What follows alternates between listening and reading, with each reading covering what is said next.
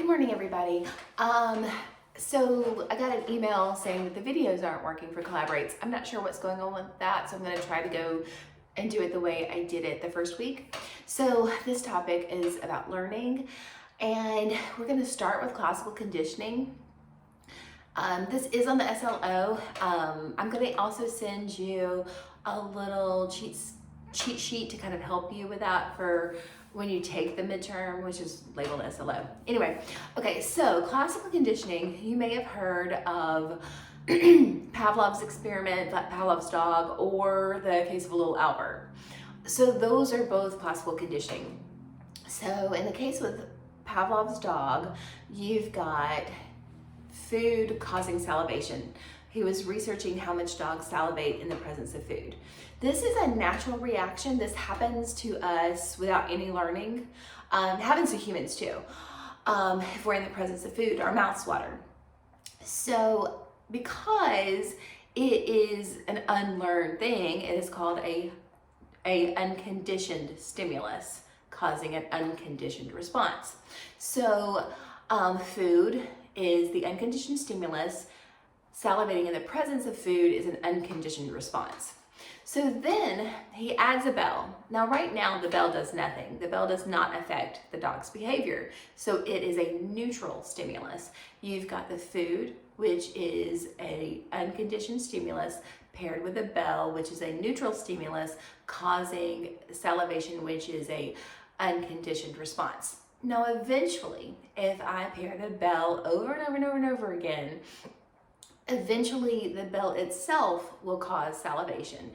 So at that point, the bell has become a conditioned stimulus, and salivating in the response to that bell is a conditioned response. Now, we can do a few things with this. We can do discrimination, which is where you only respond to a particular sound, with a bell or a particular stimuli. And like we do this with kids when we ring a bell for them to go to different classrooms. And there's also bells that would make them leave the entire building. That would be a discrimination, because you're discriminating against what bell I'm supposed to listen to, what stimulus I'm supposed to do, to respond to. We could also do generalization, and this is what they did with the little Albert experiment, which is one of the most unethical experiments. They induced a phobia in a child. So you've got a loud noise will cause a fear response in a child. So the loud noise is the unconditioned stimulus, and fear of that loud noise would be the unconditioned response. And they started pairing furry objects, and they start with one, like they started with a puppy, I think. And so puppy paired with the loud noise causing fear response. So you've got the loud noise being the unconditioned stimuli, the puppy being the neutral stimuli, and then the fear of that loud noise still being that unconditioned response. Well, eventually, over and over, the child became afraid of the puppy, and so therefore at that point the puppy became the conditioned stimulus. Fear of the puppy was the conditioned response.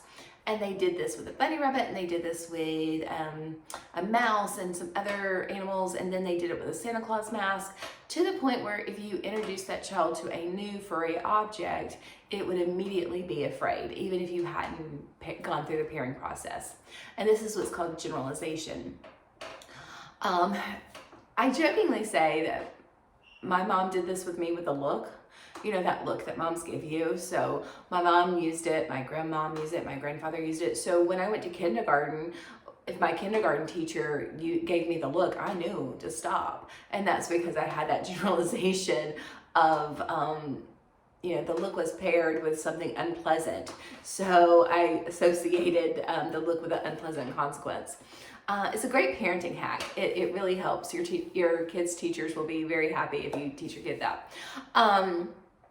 So we can do discrimination, we can do generalization, we can also do extinction, which is a reversal of process, which is actually how we treat phobias. If you expose someone over and over and over again to something without any kind of pairing, without that unconditioned stimuli, eventually they will go back to how they were before. So with phobias, if you're afraid of something, we just expose you to it over and over and over again. And probably also do a little bit of relaxation therapy in there too, and that helps treat a phobia. Classical conditioning is used with treatment of phobias. It's also used with marketing, heavy in marketing.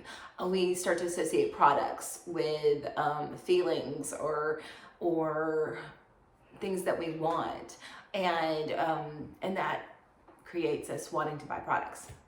Okay, so that's part one. So the question for part one is to go through and see if you can come up with some kind of pairing that has either happened to you, or you can just make one up, but then label the unconditioned stimulus, the neutral stimulus, and the unconditioned response, because you can just pick that step, because then we know at the end how that works. Okay, so thank you, and I'm gonna do recording 2.